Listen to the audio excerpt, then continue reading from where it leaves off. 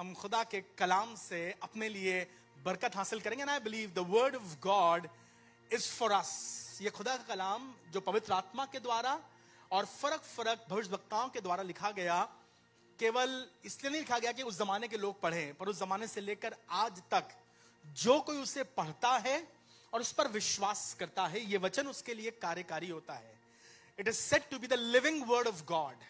इसे कहा जाता है परमेश्वर का जीवित वचन, और जितनी बार हम इसे विश्वास से ग्रहण करते हैं, इट इज एक्टिवेटेड, ये कार्यकारी होता है। जैसे अगर आपने नया सिम खरीदा हो मोबाइल का, अगर आप सिम खरीदे तो आप अपना सिम मोबाइल में डालते हैं और उसके बाद आपको इंतजार करना पड़ता है कि वो एक्टिवेट हो। अगर कागज में रखा रहे, उस पैकेट में रखा रहे, है तो वो सिम है, तो उसके अंदर ये पोटेंशियल कि वो नेटवर्क कर सके, है तो उसके अंदर ये योग्यता कि ये लोगों से आपका कांटेक्ट करा सके। लेकिन जब तक ये बंद रहेगा तब तक काम नहीं करेगा। पर जैसे ही आप उसे विश्वास में लगाते हैं, वो एक्टिवेट हो जाता है। जैसे आप इस कलाम को अंदर विश्वास में लगाते हैं ना, वो एक्टिवेट हो जाता है। जैसे एक बीज है, डिब्बे के अंदर रखा रहेगा तो बीज रहेगा, पर जैसे ही वो धरती में बोया जाता है, एक्टिवेट हो जाता है। और मेरी दुआ यह है किसी के लिए आज खुदा का कलाम एक्टिवेट हो जाए, किसी के लिए खुदा कलाम आज जागरूक हो जाए, किसी के लिए खुदा कलाम आज जिंदा हो जाए। भजन संहिता 115 और उसके 90 पद से यूं लिखा हुआ है, हे इज़राइल, हे इज़राइल के घराने, यहोवा पर भरोसा रख। यहोवा पर, क्या बढ़िया बात करी है, लिखा हुआ है हे इज़राइल के घराने, यहोवा पर। इस संसार में जब आपको बहुत कुछ दिखाई पड़ रहा है, लगता है भरोसे के काबिल है, अगर पैसा रहे सब कुछ हो सकता है, अगर मकान हो जाएगा तो बहुत कुछ सरल हो जाएगा, अगर अच्छी जॉब हो तो बहुत कुछ निकल जाएगा, अगर अच्छे बच्चे हो, जी ये सब चीजें अच्छी हैं उस जमाने में और आज भी। लेकिन भरोसे के काबिल सिर्फ एक है, जिसका नाम है सेनाओं का यहोवा। और भजनकार बड़ी अच्छी तरह समझा रहा और कह रहा है, हे इज़राइल के घराने, यहोवा पर भरोसा रख, यहोवा पर भरोसा रख, तेरा सहायक और ढाल वही है। और फिर कहने लगा तेरा सहायक और ढाल वही है। I want to talk to you on this particular phrase, आपका सहायक और आपकी ढाल सेनाओं का यहोवा है। जब भजनकार इस बात को लिख रहा था तो उसने कहा, मुझे मालूम है ऐसी बहुत सी चीजें हैं जो लोगों को लगती हैं भरोसे के काबिल हैं। उसने कहा किसी को घोड़ों का और किसी को, क्योंकि वो चीजें लड़ाई में बड़ी कारगर साबित होती थी। The horse is very good and the chariot is needed. The sword is very important and my shield, I cannot go to battle without my shield. But in spite of the horse and in spite of the chariot, in spite of the sword and the shield, I know I will not put my trust on these things because these things fail. But somebody who never fails and never lets me down, his name is Jesus. कहने लगा किसी को घोड़ों का भरोसा है और किसी को ये उनके ऊपर है, किसी को दवाओं पर भरोसा है। आप दवाओं पर भरोसा करते हैं, अच्छी बात है, करिए। आप डॉक्टर भरोसा करते हैं, करिए। आप रुपए भरोसा करते हैं, करिए। पर अगर आप चाहते हैं कि आप जयवंत हों तो जरूरी यह है अपना भरोसा आसमान के खुदा पर रखिए। आपके माता पिता बहुत अच्छे हैं, उन्हें खूब प्यार कीजिए, खूब इज्जत कीजिए, लेकिन भरोसा आसमान के खुदा पर रखिए। खुदा ने आपको अच्छे बच्चे दिए हैं, उन्हें खूब प्यार कीजिए, खूब तैयार कीजिए, उनकी खूब देखभाल कीजिए, उन्हें खूब संभालिए, लेकिन भरोसा आसमान के खुदा पर रखिएगा, क्योंकि कोई और चीज इस संसार में भरोसे के काबिल नहीं है। और बताया जा रहा है, गीत लिख रहा है, समझा रहा है, दाऊद अनुभवी आदमी है, and he has seen the world. He is not just starting his life, he has lived his life. He has been a king and has been on the throne for some years now. और कहने लगा मैंने अनुभव से जाना है, मैं समझ गया, अब मुझे वाली बात धीमे धीमे अंदाजा हो रहा है, बाकी सब चीजें पता नहीं कैसे समय के साथ गिरने लगती हैं, झड़ने लगती हैं, पुरानी हो जाती हैं। और कहने लगा हे अरे सुनो, इजराइल के घराने, इजराइल मतलब प्रभु का भय मानने वाले, उनका मतलब जो परमेश्वर के साथ परमेश्वर के भवन में रहते हैं, वो जो प्रभु की आराधना करते हैं। कहने लगे हे इजराइल के घराने, परमेश्वर यहोवा पर भरोसा रख। और फिर कहने लगा तेरा सहायक और तेरी ढाल वही है। तुम्हारी सुरक्षा और तुम्हारी मदद, तुम्हारी सहायता और तुम्हारी सुरक्षा, तुम्हारी हेल्प और तुम्हारी हेज आसमान का खुदा है। The message is my helpline. देखा ना आपने, संसार में आजकल सब जगहों के लिए हेल्पलाइन चली है।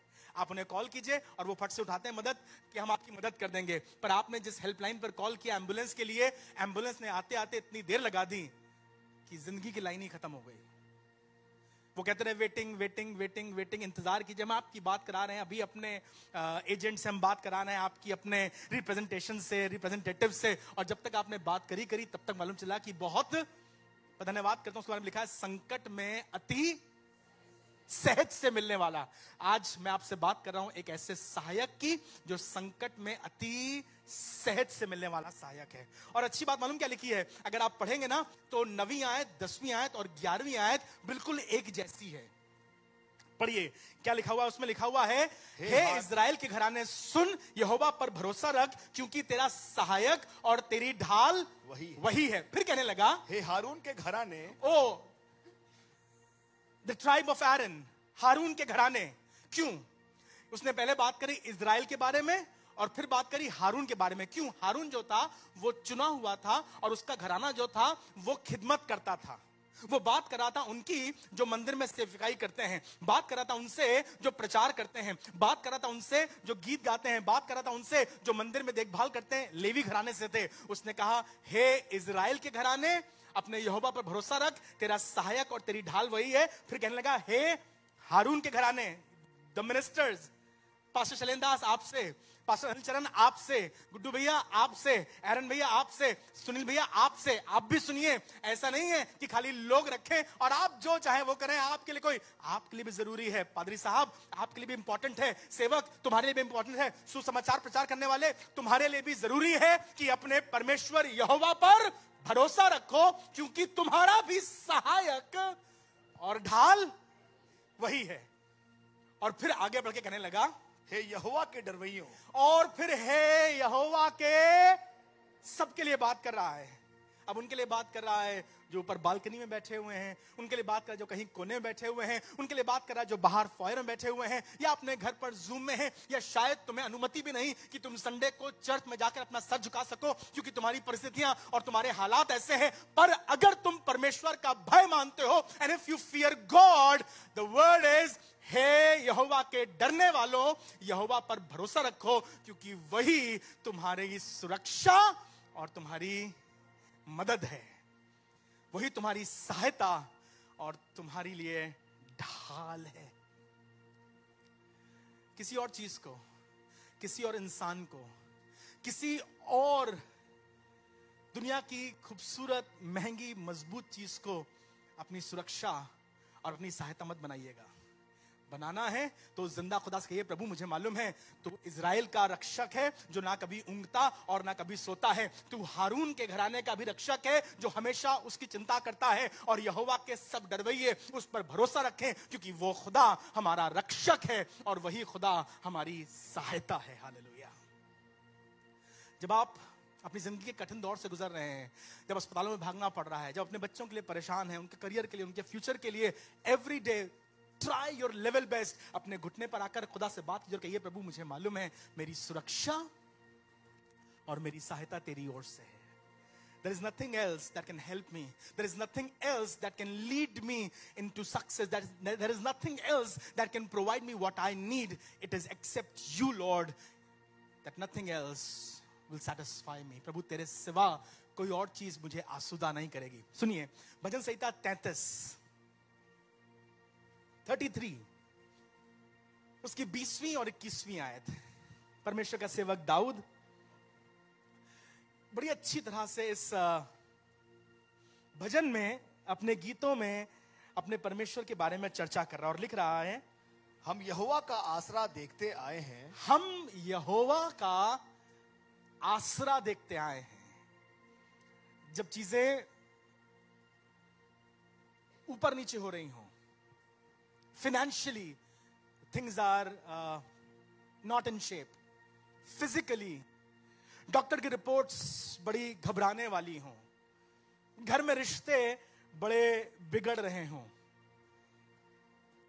आपको लग रहा है आपके समाज में, आपके माहौल में वातावरण बड़ा अजीब सा हो रहा है। हम तो दुआ करना चाहते हैं, हमें कोई अनुमति नहीं मिलती, हम तो प्रार्थना करना मांगते हैं, हम तो चाहते हैं हम नौकरी कर सके, हम कर ही नहीं पा रहे, पता नहीं क्यों एवरीथिंग इज गोइंग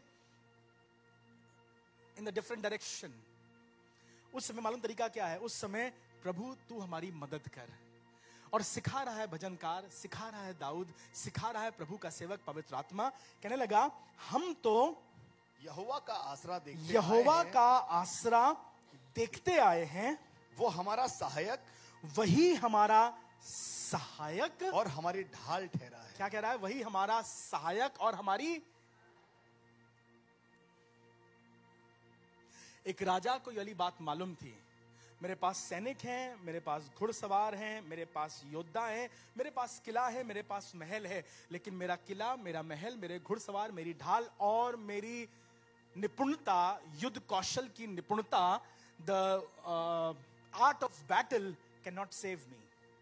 मैंने देखा जब मैं बिल्कुल बच्चा था और शेर आ गया था, तब भी मेरे खुदा ने मुझे बचाया था, और जब मैं जातियों के सामने खड़ा था तब भी मेरे खुदा ने मुझे बचाया था। और मुझे मालूम है आज भी मेरी चुनौतियों के मध्य में मेरा बचाने वाला, मेरा हुनर, मेरी अकल और मेरा गोफन नहीं, मेरा आसमान का खुदा है। और कह रहा है प्रभु हम तेरा ही आसरा देखते आए हैं, क्योंकि हमारी हर परिस्थिति में हमारा सहायक और हमारी ढाल तू ही है। सुनिएगा आगे जी। हमारा हृदय उसके कारण आनंदित होगा, फिर कहने लगा हमारा हृदय उसके कारण आनंदित होगा, क्योंकि हमने उसके पवित्र नाम का भरोसा क्योंकि रखा हमने है। उसके पवित्र नाम का भरोसा रखा है।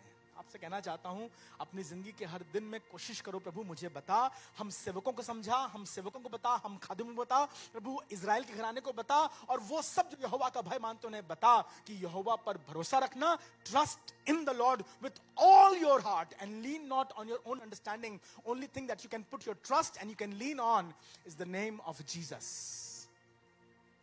और तेरी हर परिस्थिति में तेरा वो मददगार, तेरा सहायक और तेरी सुरक्षा बनकर खड़ा होगा।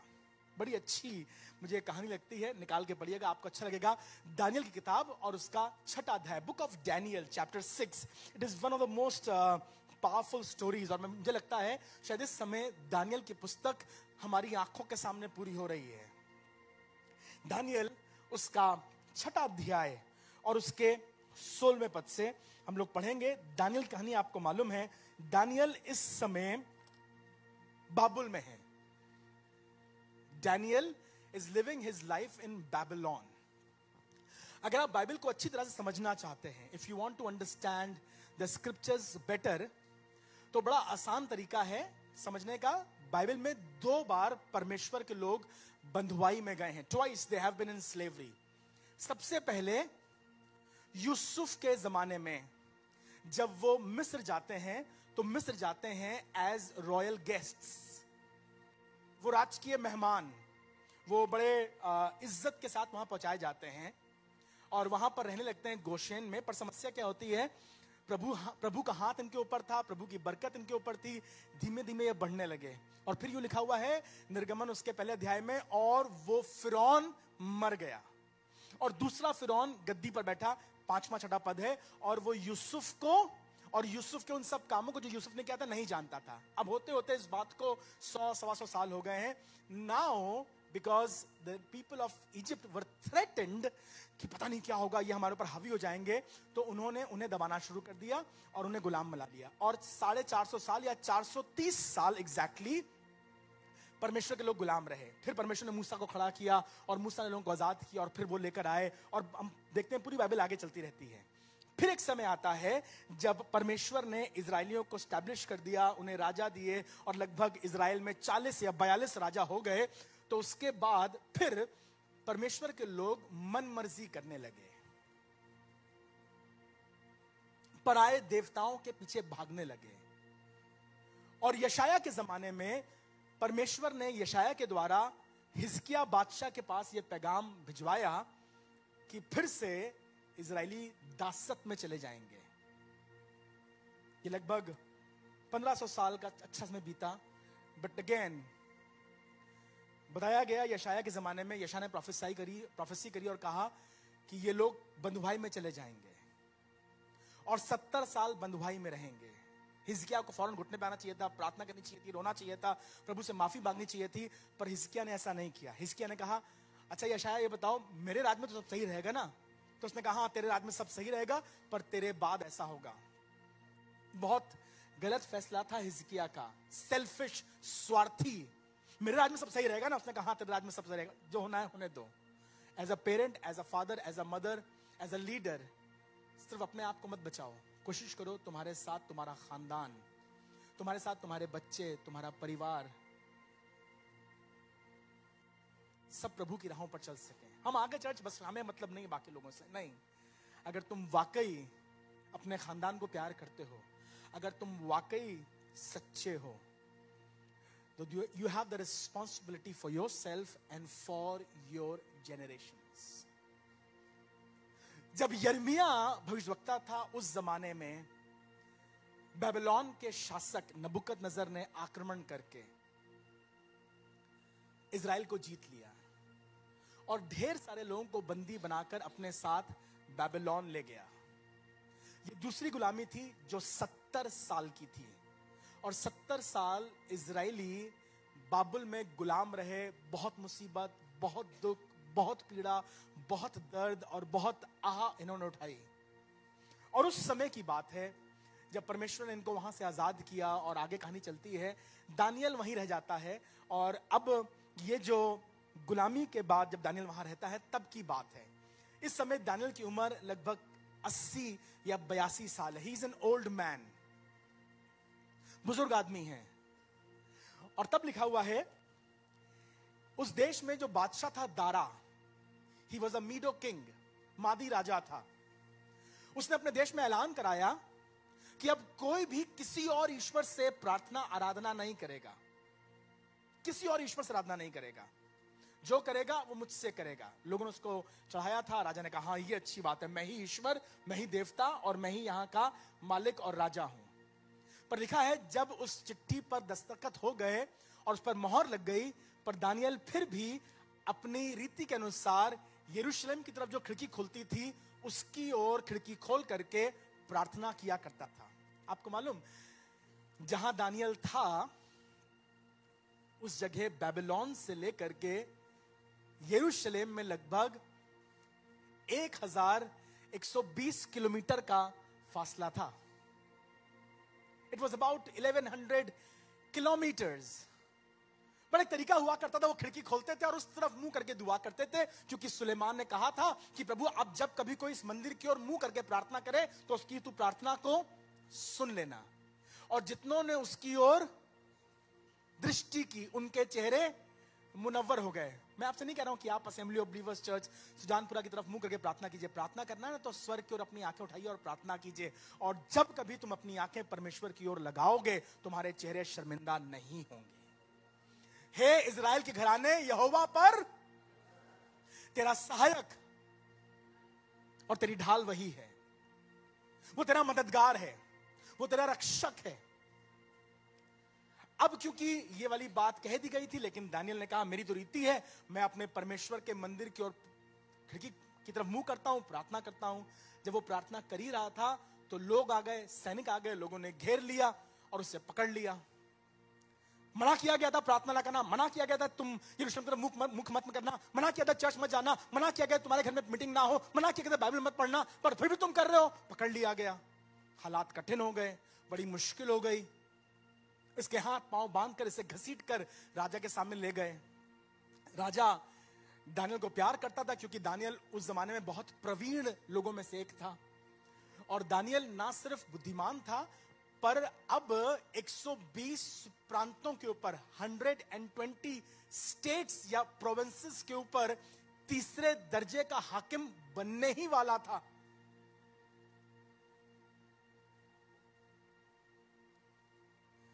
तभी उसके खिलाफ यह शिकायत मिल गई। उसे घसीट कर ले आए, राजा के सामने लाके खड़ा किया गया। राजा चाहता तो उसे किसी तरह से बचा ले, पर चूंकि राजा की आज्ञा थी इसलिए राजा भी बचा नहीं पा रहा था। बात यह हुई थी, जो कोई किसी और देवता, जो कोई किसी और ईश्वर, किसी और के सामने प्रार्थना करेगा, सर झुकाएगा, उसे डाल दिया जाएगा शेरों की मांद में। अब राजा ने जो बात कही है उसे अपनी बात तो माननी पड़ेगी। दानियल बेचारा बुढ़ा आदमी हाथ पांव बंधे हुए राजा के सामने खड़ा था। सुनिए क्या लिखा हुआ है, दानियल 6:16। तब राजा ने आज्ञा दी तब राजा ने आज्ञा दी और दानियल लाकर सिंहों की मांद में डाल दिया गया। राजा के आज्ञा के अनुसार दानियल को लाए और लाकर सिंहों की मांद में फेंक दिया गया। It was not easy. देखने वाले डर रहे थे, घबरा रहे थे। दानियल के दिल में भी अजीब सी परिस्थिति थी। 2 आज्ञाएं हैं। एक आज्ञा राजाओं के राजा और प्रभुओं के प्रभु ने दी थी, तू मुझे छोड़ किसी और की उपासना ना करना। याद है ना आपको, निर्गमन उसके 20वें अध्याय में there was a commandment given by one of the greatest kings of all times, और उसने कहा था तुम किसी और की उपासना ना करना और अपने लिए कोई मूरत खोद कर। और फिर एक आज्ञा इस संसार के राजा ने, जो बहुत शक्तिशाली था, जिसका नाम दारा था, उसने दी थी। और उसने कहा था कि कोई किसी और की उपासना नहीं करेगा, जिसको मैं बताऊंगा मेरी उपासना होगी। अब फैसला दानियल के पास था, क्या किया जाए। मैं धन्यवाद करता हूं, दानियल ने आसमान की सुनी और जमीन की बातों पर अपना कान नहीं लगाया। मेरी प्रार्थना है पवित्र आत्मा तुम्हारी सहायता करे और तुम भी अपनी आंखें और अपने कान आसमान के खुदा की बातों पर लगा सको और बाबुल के शासकों की बातों पर तुम्हारे कान ना लगे हो। He made a choice. It was dangerous. Yes, it was. ये हानिकारक था। जान का खतरा है, हाँ है। लिखा हुआ है, और राजा की आज्ञा के अनुसार दानियल को शेरों की मांद में डाल दिया गया। सुनिएगा आगे।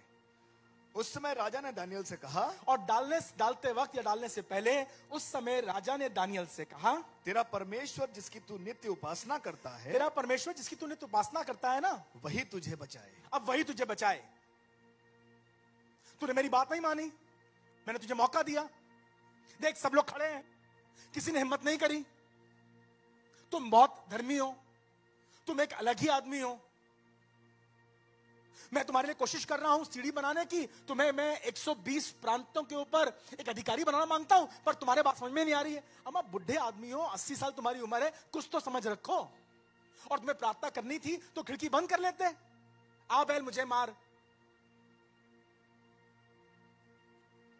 अब जिसकी तू उपासना करता है वही तुझे, उसे नहीं मालूम था, उसे दारा को नहीं मालूम था कि हजारों साल पहले किसी ने लिखा था, हे इज़राइल के घराने, यहोवा पर भरोसा रख और वही तुझे बचाएगा और वही तेरी सहायता करेगा।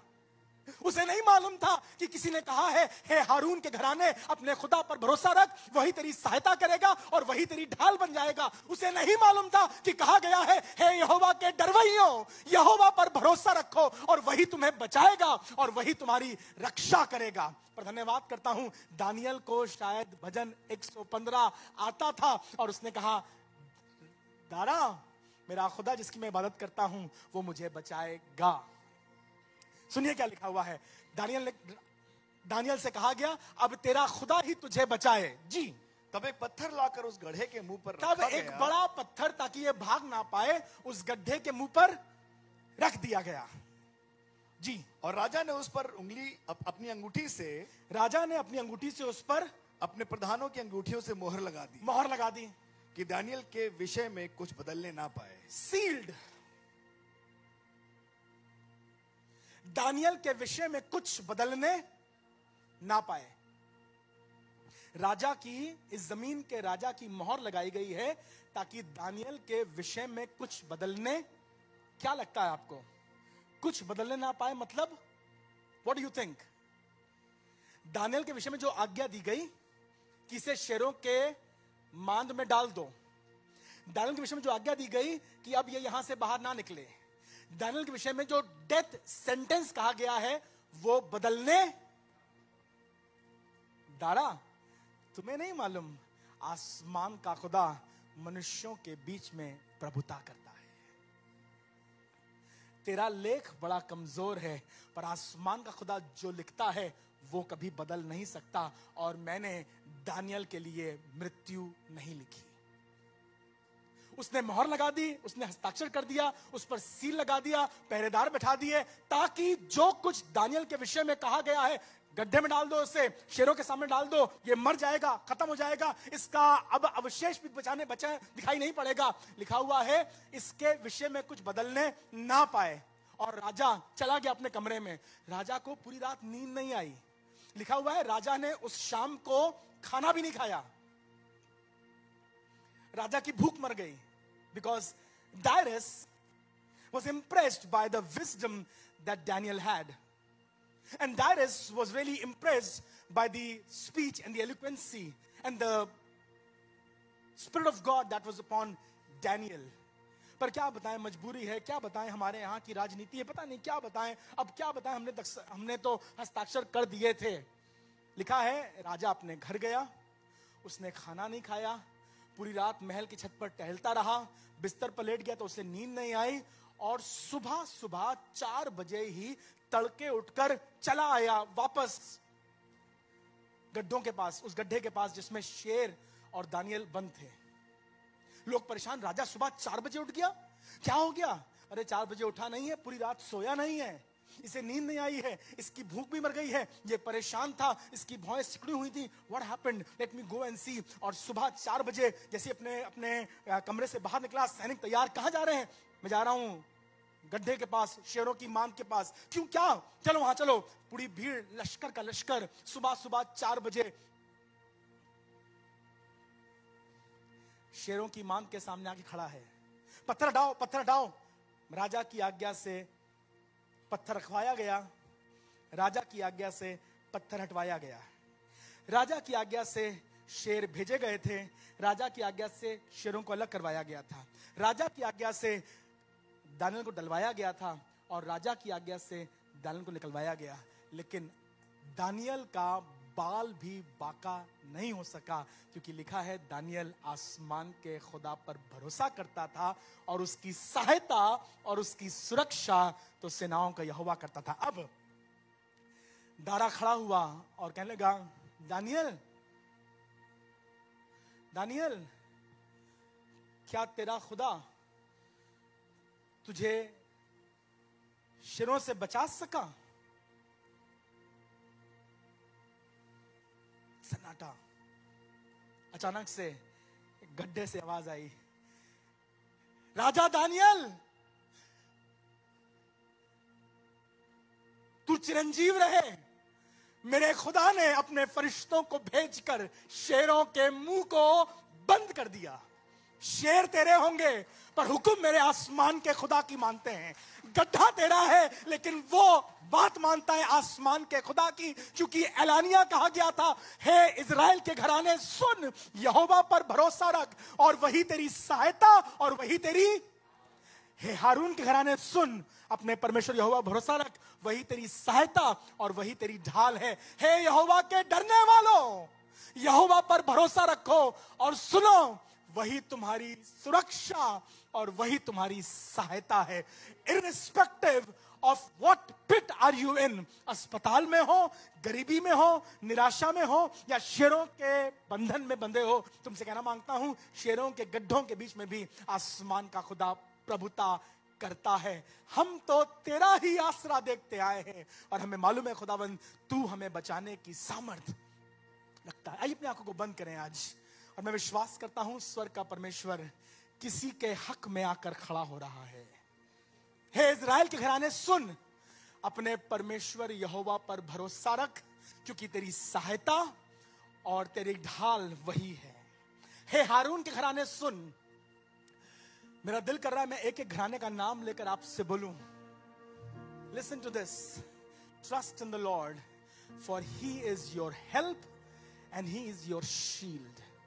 मुझे मालूम नहीं तुम्हारा गड्ढा अलग हो सकता है, तुम्हारा गड्ढा अलग हो सकता है. It can be a financial गड्ढा. महाजन भूखे शेरों की तरह फाड़ने को तैयार हैं. बीमारी के गड्ढे में हो, दवाएं, रोग, परिस्थितियां फाड़ डालने को तैयार हैं. मुकदमे के गड्ढे में हो, सब कुछ वकील नोचे ले जा रहे हैं. राजा की मोहर भी है उस पे.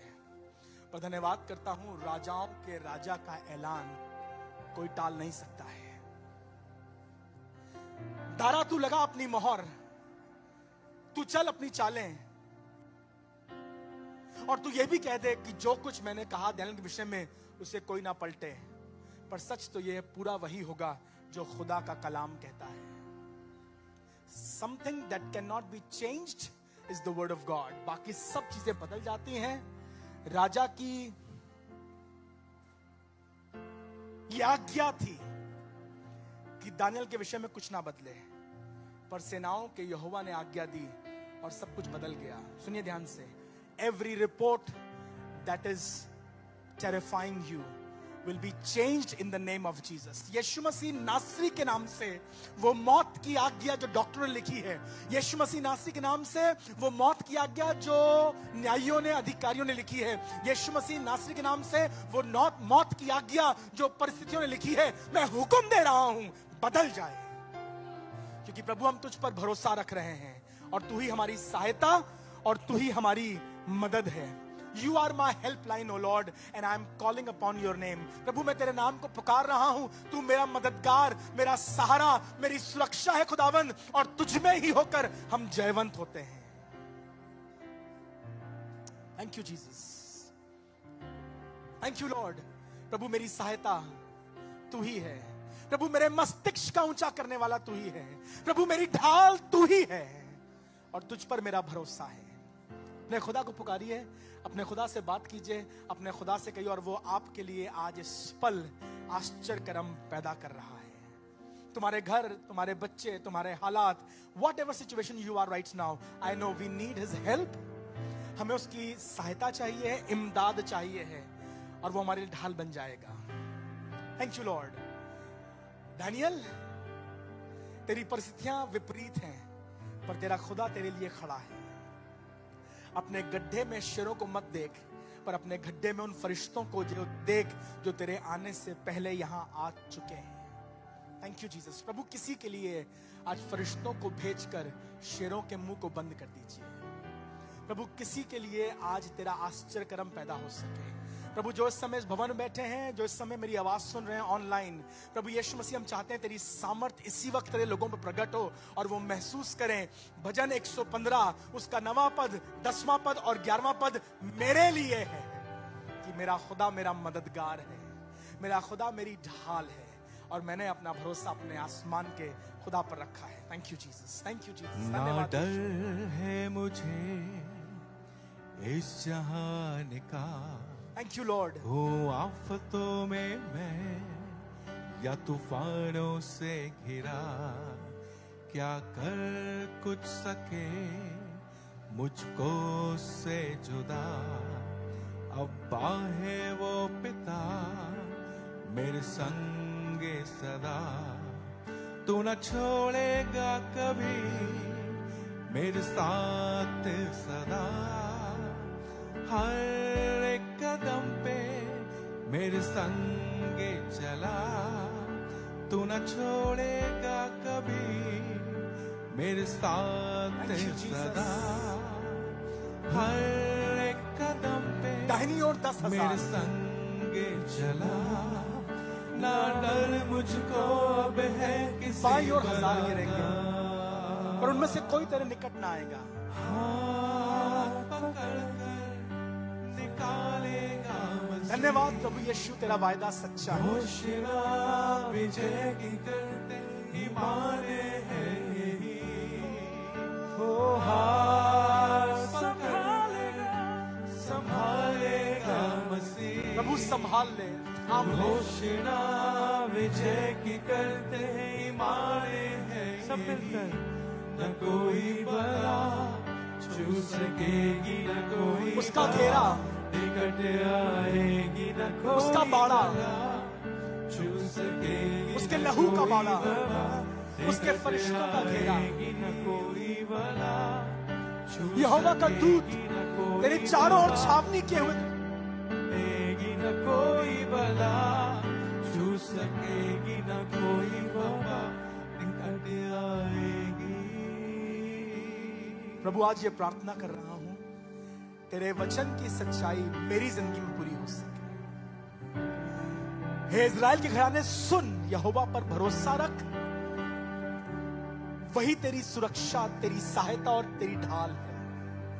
खुदा के खादिमों, सेवकों, आराधकों, हारून के घराने, सुन, यहोवा पर भरोसा रख, वही तेरी सहायता और तेरी ढाल है। हे यहोवा के डरवैयों, सुनो, यहोवा पर भरोसा रखो, क्योंकि वही तुम्हारी सहायता और तुम्हारी ढाल है। प्रभु आज दुआ करता हूं, जिस किसी गड्ढे में तेरे लोग कैद हैं और जो उनके अगेंस्ट में लिख दिया गया है और लोग कह रहे हैं ये तो बदला नहीं जा सकता, अपने इलाही मर्जी में हालात, परिस्थितियां और आदेश को बदल दीजिए। Let the transfer order be cancelled in the name of Jesus. Prabhu, court ने जो सजा सुना दी है वो बदल जाए, जो मकान छीनने की बात कही जा रही है वो बदल जाए। दुआ करता हूं प्रभु, तेरे लोगों के हक में तेरा आसमान आकर खड़ा हो जाए। Change the reports of the doctors.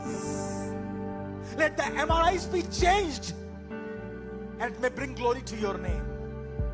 जो डॉक्टरों ने कहा है प्रभु इस कोक के लिए कि इसमें जान, इसमें जिंदगी कभी नहीं आ सकती, दुआ करता हूं यीशु के नाम से उस कोक में जीवन हो। इसके बारे में लोग कह रहे हैं बर्बाद हो गया, मर गया, खत्म हो जाएगा, अब नहीं बचेगा, कहता हूं यीशु के नाम से वो लड़का उद्धार के लिए खड़ा हो सके। हमारी सहायता और हमारी ढाल खुदा आप ही है। अपने हाथों को उठाकर तुझे शुक्रिया कह रहे हैं और तुझ पर भरोसा रखते हैं। प्रभु यीशु मसीह नासरी के नाम से एक साथ कहिए।